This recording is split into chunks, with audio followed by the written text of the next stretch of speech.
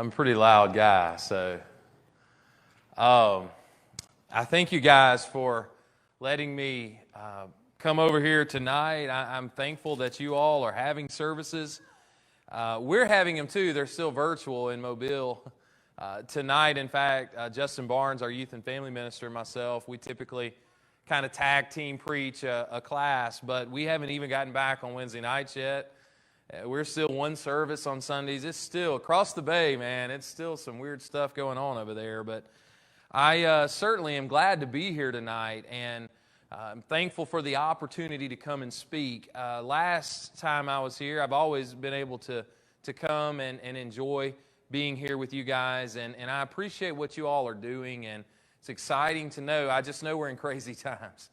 I mean, if we don't do anything else right now, besides praying for the virus, besides praying for our culture, besides praying for all the things we know, let's pray for the church. I do get a little bit concerned that people are going to get a little comfortable sometimes, you know, but at the same time, we need one another, and we need to be there. And really, it comes down to faith, doesn't it? In Jesus' 3 years that he spent trying to get his disciples to become the light of the world and salt of the earth, Jesus failed a lot. He didn't fail, but the disciples failed him. There were so many times that they did not mature where they needed to be. Tonight we're talking about spiritual maturity. We're talking about growing, getting off the milk onto the meat. And I'm going to do it by trying to look at some scriptures and look at some things in the life of the disciples. But one that I'll have you remember is when Jesus first called Peter to become a disciple. You remember Jesus wanted to go into his boat after Peter had fished all night, and he told him to go and launch out into the deep, drop your nets. And Peter reluctantly did it, but in the end, you remember what a great moment in time as Peter's faith begins to really grow and develop. Now remember, he bows down at Jesus' feet and begs for Jesus to forgive him, and he falls down and he worships him. And sometimes if we're not careful, we might think, well, Peter was looking at that as an opportunity to be able to pay his house off. He had this great catch of fish, and he could pay all his bills and all those things. But I don't see it quite that way. I think it's the first moment in time that Peter realized how much he needed his faith and who this man was. And so tonight, my prayer is that we bow down at the feet of Jesus. We launch out into the deep. We don't leave our nets on the shore. We bring them and we drop them down. And guess what's going to happen? The spectacular is going to happen. When we launch our faith into a deep faith, where we grow, where we drink the milk from the time we're babes until we ultimately get to that spiritual meat and that spiritual maturity. Now, I'm still maturing, and I hope that we always will be. But at the same time, it's at that moment when we bow down at the feet of Jesus that we really start to see, wow, how awesome this man truly is. You know, when it comes to growth, you're probably a lot like me. If you've got children or grandchildren, or you look at some old pictures, and recently on 4th of July, my son is 13, and now he's 6 foot tall and 230 pounds, you know. He's a big kid, but I just saw from 2014, I reposted it on Facebook. It was on the 4th of July, and he's a little bitty fella, and he's got my little daughter who's 9 now, and you know, and they're hugging each other in their little red, white, and blue, and it makes me think of wow, how they've grown. How they've grown. You know, our graduates, bless their sweethearts. I mean, they've had a tough time, haven't they? But you know, usually when you go through these graduation things and everything, you see these slideshows and all, and you watch how they've grown over the years, and it's really some special times. You know, I oftentimes wonder, does God look at us spiritually and say, my, how he's grown. My, how she's grown. Wouldn't it be crazy if we looked in those pictures and no one ever grew? Wouldn't that be a sad state of affairs? If we all stayed little babies forever? But of course, that's not how physical life works. But unfortunately, sometimes that's how our spiritual lives work. And I do not want God to look at the picture of my life and say, wow, Terry, you've not grown. you haven't matured. You're not where you need to be. Turn with me to Matthew 14, please. Matthew 14, that same Peter that we opened up with, we're going to talk about here again, beginning in verse 26. I love this story. This is a story that I have used many times, and I'm sure you've heard it many times. It's the story of Peter walking to Jesus on the water. But I don't want to look at it necessarily in the way that we always do. We will talk about some of those things, but I want to see the big picture here. Beginning in verse 26, and when the disciples saw him walking on the sea, they were troubled, saying, "It is a ghost," and they cried out for fear. But immediately Jesus spoke to them, saying, "Be of good cheer, it is I, do not be afraid." And Peter answered him and said, "Lord, if it is you, command me to come to you on the water." Now, let's pretend for a moment. Obviously, Jesus knew Peter, what was going to happen, and all those things. But let's just suppose for a moment, Jesus is looking out and he sees Peter, and this man steps out of the boat and he's going to walk to him. That's got to be one of those moments in Jesus' life that he's like, he's starting to get it. This guy's starting to get it. Now, I believe Jesus always knew something was going to be special about Peter's spirit and his fire and his tenacity and all those things. But one thing, I mean, we beat Peter up a lot over the years in this story. But one thing I do admire about him, he left the safety. You think about the other disciples, they're hunkered up in that boat, thinking that wooden boat, really? That's what they think is going to keep them safe? But Peter said, "No, Lord, if it's you, I want to come out there." Now again, Jesus knows how the story is going to end, but for a moment in time, let's just freeze frame for a moment and think about, okay, Jesus, when he said, "Peter, launch out into the deep," this is Peter starting to get it. When he said in Matthew 5, "I want you to have the attitudes, these are the attitudes I want you to be or become." And he said, "I want you to be the salt of the earth and the light of the world. Now I'm going to take it, I'm going to mold you into that, disciples." Now Peter, right here in Matthew 14, is starting to get it. But we read on in the story. Verse 29, so he said, "Come." And when Peter had come down out of the boat, he walked on the water to go to Jesus. When he saw that the wind was boisterous, he was afraid, and beginning to sink, he cried out, saying, "Lord, save me." And immediately Jesus stretched out his hand and caught him and said to him, and here's that phrase that haunts us sometimes, "Oh, Peter, you haven't grown. Oh, Terry, you haven't grown. Oh, you of little faith. Why did you doubt?" You know, when the storms come up in life, and man, if 2020, you know, we have the same theme, by the way, and I'm sure a lot of churches did and all.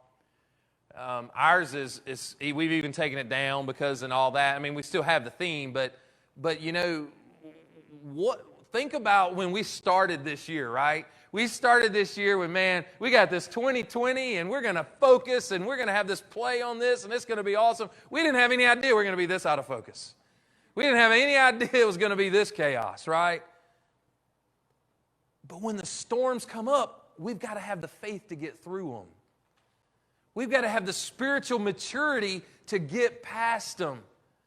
Now, Peter's literally in the storm. And the winds get up and they get to being boisterous, it says. And he takes his eyes off the prize. You know, there are going to be jobs, and there are people that are losing their jobs over this. You know, reduction in pay, reduction in income.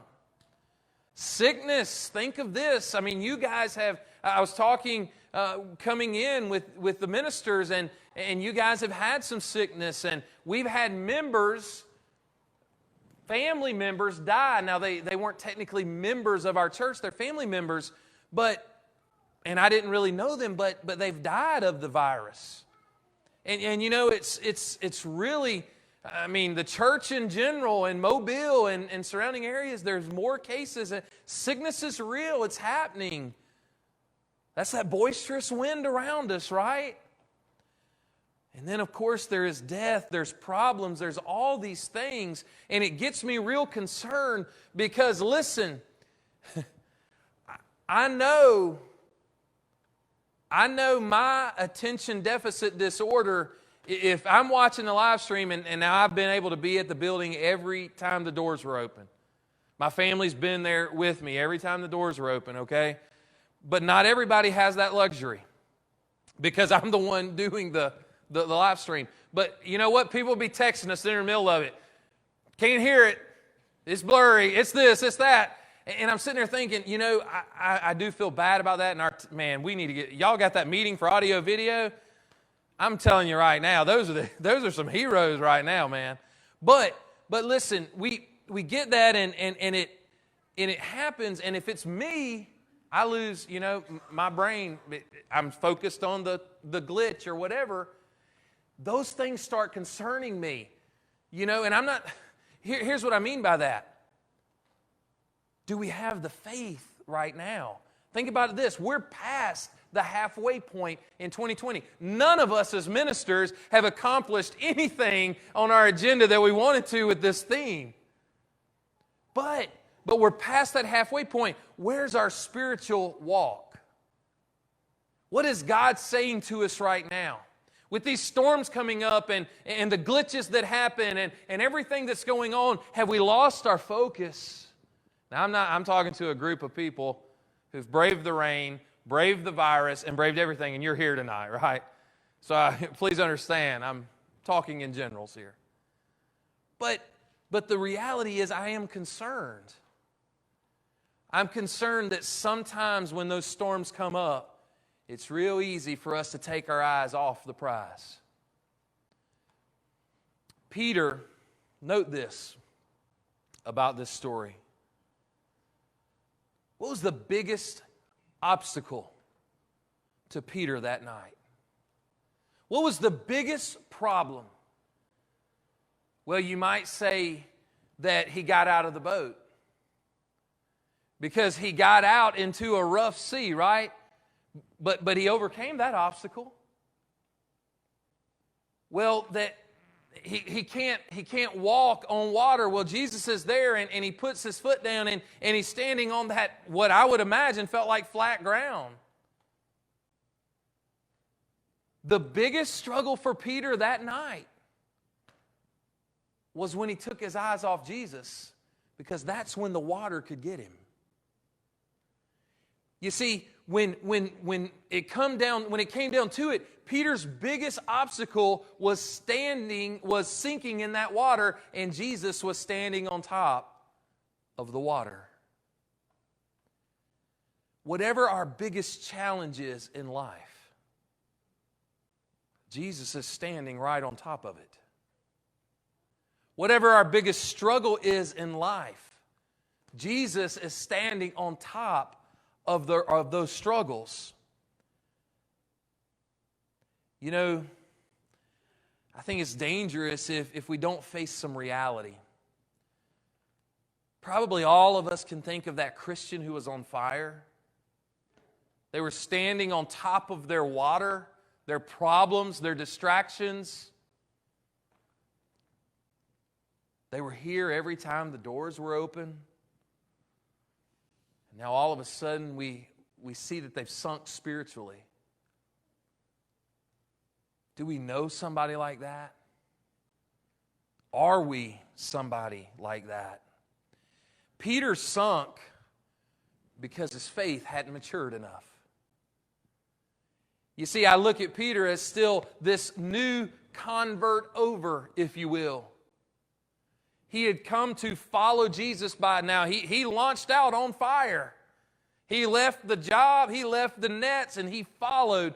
But all of a sudden, there are moments in time, again, he's still on that milk, but Jesus is trying in 3 years to get him to the meat, right? And so with that mindset, where are we? Where are we right now? Now, I can't answer that for you, and you can't answer that for me. What I'm thankful for is that Peter got to the meat. Now, I believe it probably took the miraculous indwelling of the Holy Spirit, okay? to come upon him for him to understand that. But he got there. He understood it. Because in Acts 2, he took those keys that Jesus gave him in Matthew 16, and he opened the door spiritually to the kingdom as we know the church. So you know what that means for us? There's hope for us too. Now, I can't promise you the miraculous power of the Holy Spirit, but I can promise you that if we live Spirit-led lives, He will direct our steps and He will guide our paths. You see, we have to change some things, perhaps, if we need our growth to get there, if we desire our growth to get there. Maybe that means we may have to change some choices. We may have to change some friends. We may have to change some routines, but we can't kid ourselves. The devil's going to throw stuff at us. So we've got to be ready when the storms come up to grow. So what can we do? I'm going to give you 4 things tonight that will help us. First of all, if we're going to grow and get off the milk and ultimately get to the meat, one thing we need to do is we must increase in our Savior and decrease in ourselves. In John 3, verse 27, John answered and said, "A man can receive nothing unless it has been given to him from heaven." That means it's got to come from God. All good, all perfect gifts come from above, right? "You yourselves bear witness that I said, I am not the Christ, but I have been sent before him. He who is the bride is the bridegroom, but the friend of the bridegroom who stands and hears him rejoices greatly because of the bridegroom's voice. Therefore, this joy of mine is fulfilled. He must increase, but I must decrease." Who said that? John the Baptist, who I happen to think may be the most underrated Bible character of all. Jesus said this about John the Baptist. He said, "Those born of woman, there's none greater." This was a great guy. He did what he was supposed to do. But now people are coming to him and saying, "Hey, you're the Messiah." John said, "Oh no, let me step out of the way." Man, what an attitude. What an attitude. You see, John had all the attention. He had the attention of the Pharisees. He's baptizing people, and he's calling them out while he's in the water baptizing people. That's pretty awesome to me. That's how strong of a man he was. He gave up this, anything to, I don't know what kind of luxuries he would have had, but it had to be better than wild honey and locusts, right? Any kind of food would have been better than that. He gave all that up to be this man in the wilderness to prepare that way. And then when that time came, he gladly stepped out of the way, said, I'm not him. I must decrease. He must increase. That's got to be our mindset. We too are likened to John the Baptist. We must go into the wilderness and prepare the way for Christ's return. We got to point people to the Messiah. We've got to point people to the one who's coming back. If my faith is going to increase, if I'm going to be able to handle COVID, if I'm going to be able to handle different hostilities, whether it's black, white, brown, Republican, Democrat, whatever it may be, if I'm going to be able to handle those things right now and look at people through the eyes of Jesus Christ, then I've got to get out of the way and let Jesus in. Water's right here. I tell you, do this at Azalea City all the time. They've heard me say it 1 million times probably over the 20 plus years I've been there. But right behind me, there's water. And I always tell them, when I went down in that water, and I was baptized at Azalea City, so that really is very fitting. But when I went down in that water, when you went down in this water, guess what? It quit being about us. And it became about Him. If my faith is going to mature, then it cannot be about me. I would suggest to you, in my 20 plus years at the same local church, a church that I also grew up in, who I've seen people come and go for a long time now, 43 years almost. That's how old I am. But one thing I could tell you, not to place judgment. Sometimes we got to understand it's not a judgment if the facts reveal it to be true. Most of the people that left the church, it was all because it was all about them. It was all about their getting their feelings hurt, they're not getting their way or whatever. Think about it. We wouldn't have to talk about church attendance if we got out of the way and brought Jesus in. It wouldn't be inconvenient to us. It wouldn't be this. It wouldn't be that. It wouldn't be all the other things in life, because we wouldn't say, God, here's my life. I want you to revolve around me. When it's convenient, I'll read my Bible. When it's convenient, I'll worship. When it's convenient, I'll give. You see, that is me increasing and Him decreasing. No, we better stick the cross in the ground and revolve around it. Whether I got kids in sports and dance, and I've got all that too, Christ still has to come first. God still has to come first. The church still has to come first. And so, when Jesus asked Peter, why haven't you grown? Where's your faith? Why did you doubt? Maybe He asked us that too. It was not because Peter got out of the boat, that was a great thing. Not because he walked on the water, that was a great thing. It's because his faith wasn't mature enough to stay focused where it needed to. Peter at that moment felt sorry for himself, felt scared for himself. You see, we've got to realize that good and perfect gifts come from above. As I mentioned earlier, verse 27, also James. We need to remember also that true joy comes from above. We can't find joy without Jesus Christ. And when we have joy, look at verse 29, therefore the joy of mine is fulfilled.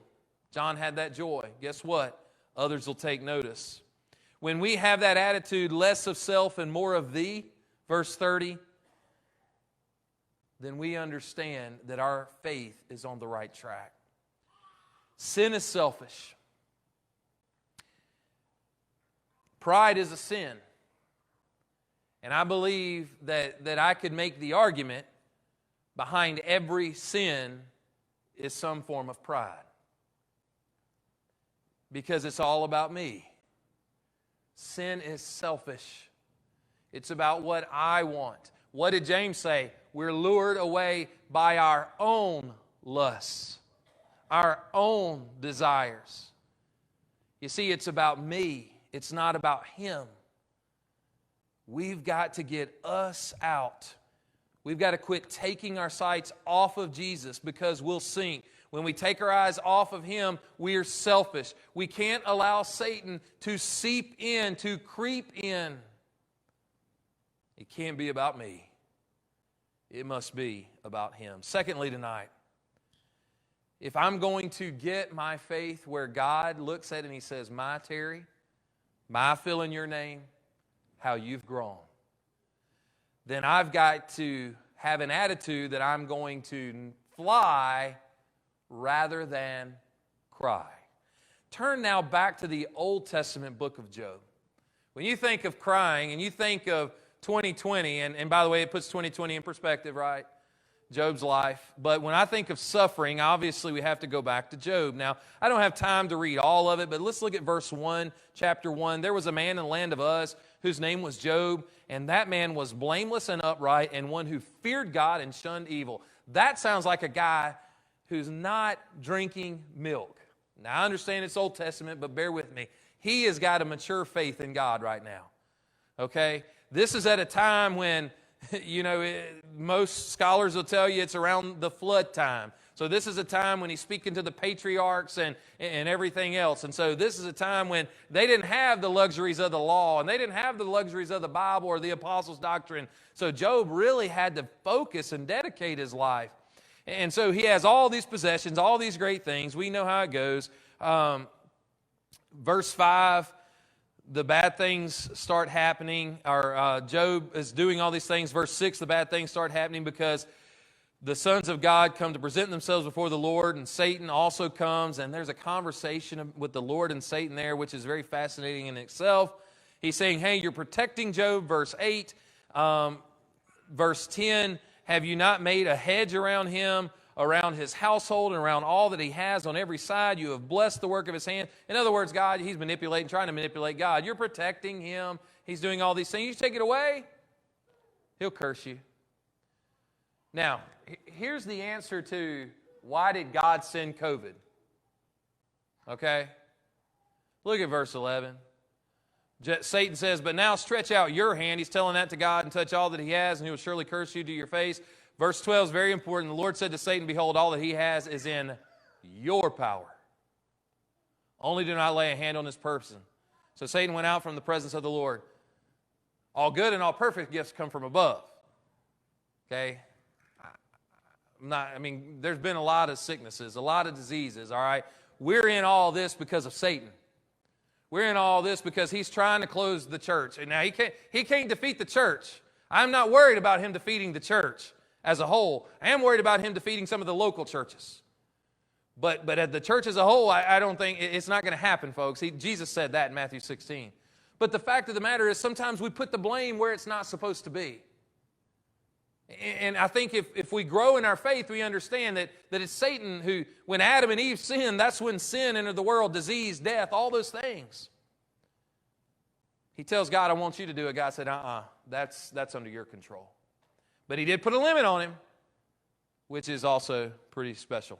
You know how the story goes, right? All his children die, the cows and everything dies, and we get down to around verse 17. And man, all these guys keep coming in and telling Job all these bad things. While he was still speaking, verse 17, another came and said, the Chaldeans formed 3 bands, raided the camels and took them away, yes, and killed the servants with the edge of the sword, and I alone have escaped to tell you. While he was still speaking, another also came and said, your sons and daughters were eating and drinking wine in their oldest brother's house, and suddenly a great wind came from across the wilderness, struck the 4 corners of the house, and it fell on the young people, and they are dead. I mean, talk about bad news. And I alone have escaped to tell you. Then Job arose, tore his robe, shaved his head, and cursed God and died. Now, that's not how it goes. He said, naked I came from my mother's womb, and naked shall I return there. The Lord gave, and the Lord has taken away. Blessed be the name of the Lord. In all this Job did not sin, nor charge God with wrong. How do you get through that? You know, I have a master's degree in counseling.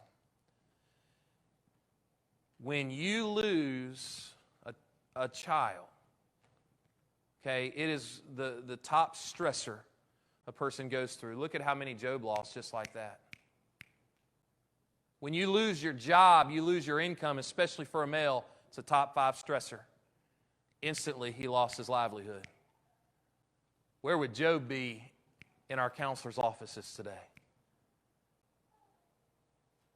I mean, you talk about going through all of a sudden some hard times and your faith being rocked to the core. How do you get through it? How do you not get bitter and curse God? How do you not cry and pout and sulk? There are 3 ways. One of those I've already talked about. Verses 9 through 12, don't believe the lie. The devil wants you to believe that God does these things. And if I'm a weak Christian, I believe God does these things. God, I gave my life to you. I surrendered my life to you. Now, why did you let my loved one get this virus? Why did you take my job away when they shut down? Why did you do these things? God, I've been trying to do these things. That's still on the milk. It's reality. People do it.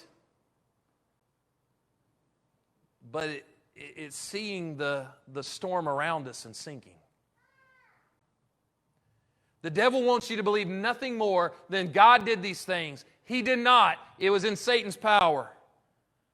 We are just traveling soldiers. This world's not our home. Matthew 6:33 is still true today. Seek ye first the kingdom of God and His righteousness, and all these things, go back and look at the context. Food, clothing, shelter will be added unto you. Now, He didn't say you'd live in a 10,000 square foot mansion, eat filet mignon, and wear Armani suits.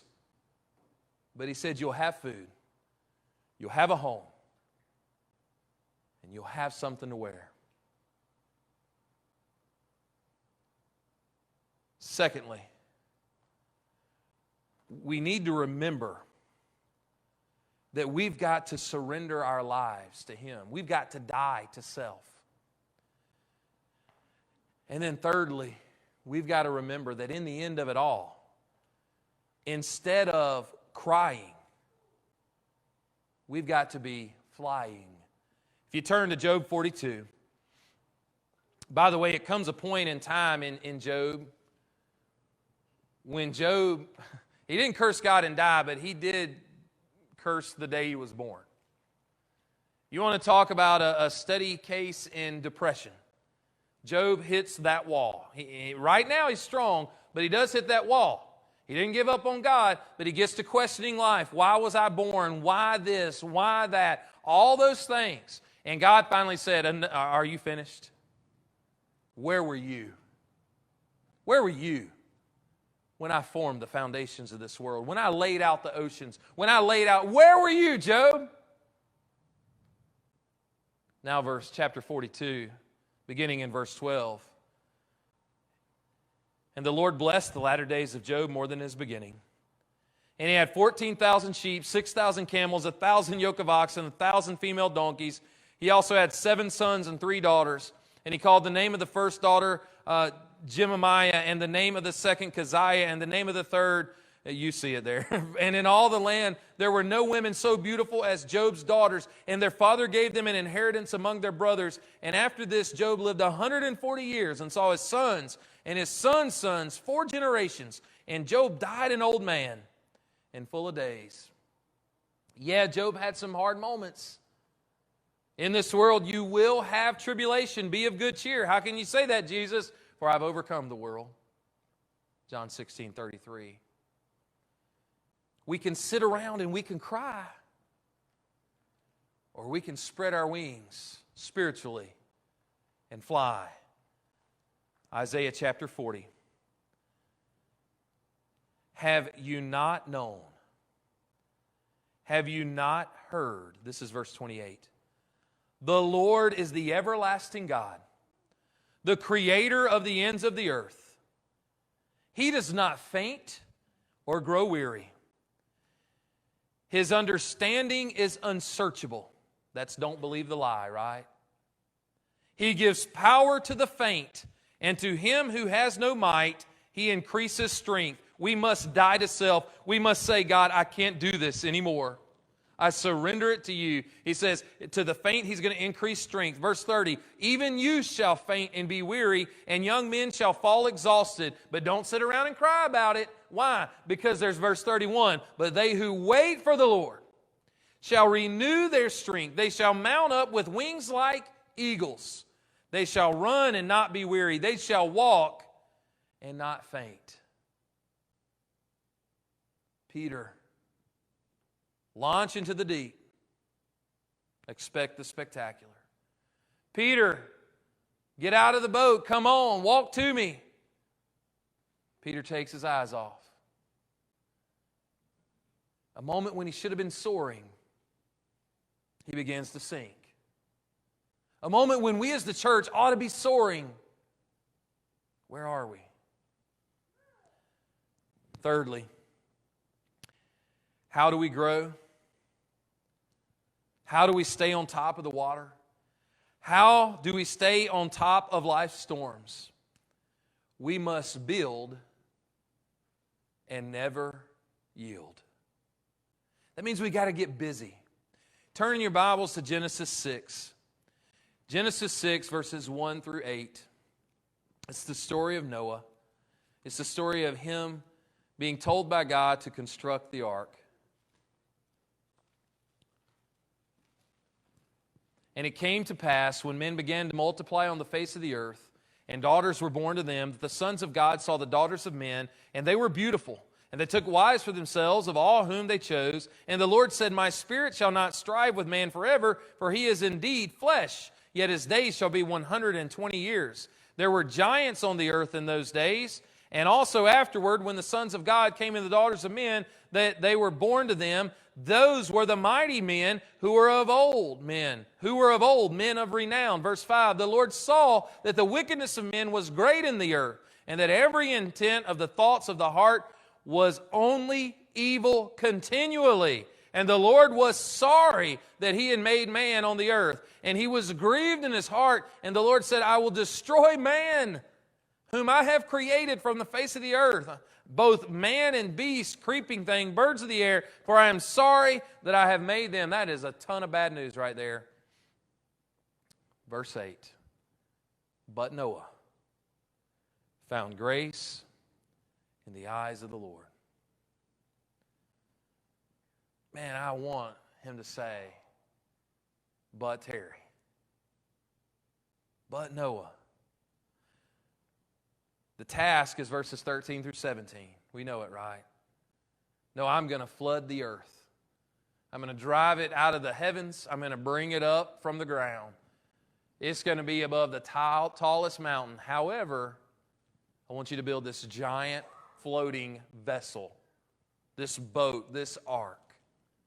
We know how big it is. Football field, right? It's a huge boat. He said, I want you to get everything you can. Every clean animal, all these things, all the people you can, get them on the ark. Whoever's on the ark, everything will be all right. But Noah, get busy.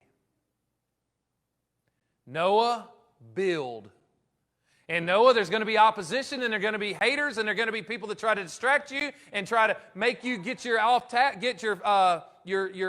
off task. You're going to lose your focus, try to do all these things, but do not yield to them. Keep your eyes on the end prize. Perhaps he's saying today, Terry, build. Yeah, there's a lot of distractions in this world. There's a lot of distractions in this earth. And listen, I'm like you. I've got Twitter. I've got all those things. But I have to sometimes get away from it. Because sometimes I allow that into me too much. And then I get mad and I want to do this and that. And I just have to back away and say, no, enough's enough. Stay focused on the prize. Maybe he's saying to you, elders at Scenic Hills, build. Ministers, build. Church, build. Get busy. But in order to build, we've got to grow. We've got to mature. In order to grow, we can't yield. We can't listen to the boisterous wind around us. Look at the great things that were against Noah. Verse 4, there were great big men against Noah, giants. Verse 5, there was great big sin against Noah. Man thought about evil continually. Noah had a great big job ahead. Some say it took him 110, 120 years to build the ark. I have no idea, but I would imagine it would take him a long time. He had very little help. He had his sons and their family, their wives, his wife. He had very little support outside of his family. Did Noah quit? No. Did Noah ever hit his thumb? Sure he did. Did he ever get cut trying to saw some of that? Yeah. Did his sons ever say, man, Dad, you know, the oak is right here. Why we got to way over there for the gopher wood? I'm sure there were those kinds of complaints. Did people come by and say, Noah, you're an idiot? I'm sure they did. But he didn't quit. He didn't curse God. Did Noah have the attitude, oh, well, somebody else will do it? Did Noah quit when nobody called? When nobody helped? Did Noah quit when the deck was stacked against him? No, no, no. He didn't yield. All he did was build. In the end, the rains did come. The floods did rise. The people wanted in the safety of the ark at that moment, didn't they? But it was too late. Now let me say this, elders at Scenic Hills.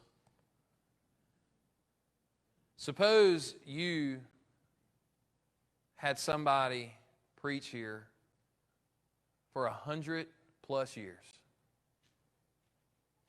And nobody ever came except this family. How long would that person last as the minister of the local church? It would not last very long. Okay? People say Noah was a great builder but a lousy preacher. He only got 8 people on the ark. I think Noah was a tremendous preacher and a tremendous builder because he got 8 people, his family, on the ark. Not only to get his sons and his wife, but he convinced those daughter-in-laws to leave their homes, to leave their parents, and to get on the ark with them. Our families need Noahs. Our church family needs Noahs. We must stop yielding if we're going to mature. And we must start building. The last point, and we'll conclude. It comes down to this. We've got to make a choice. When our children,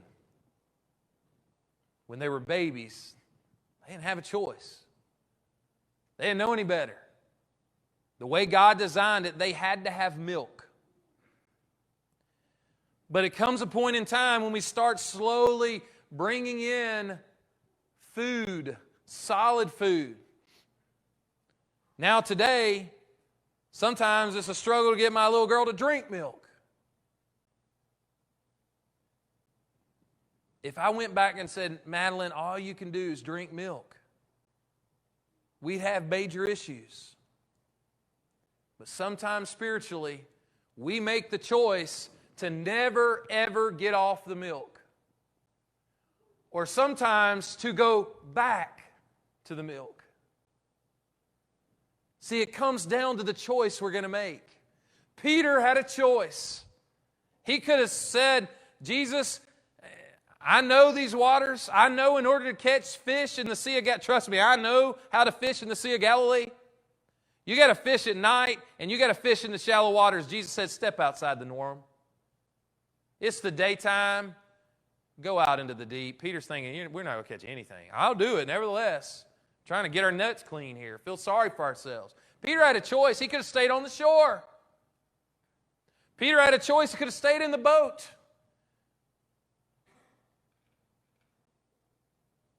We've got a choice. Joshua 24:14. Now therefore, fear the Lord and serve Him in sincerity and in faithfulness. Put away the gods that your fathers served beyond the river and in Egypt, and serve the Lord. And if it is evil in your eyes to serve the Lord, choose this day whom you will serve. Whether the gods your fathers served in the region beyond the river, or the gods of the Amorites in whose land you dwell. But as for me and my house, we will serve the Lord. When it comes down to being spiritually mature, and we're all going to continue to mature, but when it comes down to growing, I like that word better. When it comes down to growing, there's a choice we must make. Yes, we got to step out of the boat. Yes, we're going to step on the water. But we got to remember that Jesus is standing on top of any struggle, any storm, anything that may come our way. We can't sit there when we do sink. We've got to get up. Jesus reached out His hand immediately and saved Peter. We can't cry, we've got to fly. We can't yield, we've got to build. And when it comes down to it, we've got to choose. Tonight, what will you choose? Who will you choose? Maybe some of you need to walk the aisle and say, hey, yeah, I'm ready to submit myself in baptism. Remember now, you're going to go up. You're who you are. But when you go down in that water and come up, you're going to come up Jesus. Or maybe you're here tonight and you've drifted, you've sunk, you've yielded, you've sat there and cried and felt sorry. It's time to choose again. Tonight, launch into the deep, drop down your nets, and get ready for the spectacular as together we stand and sing.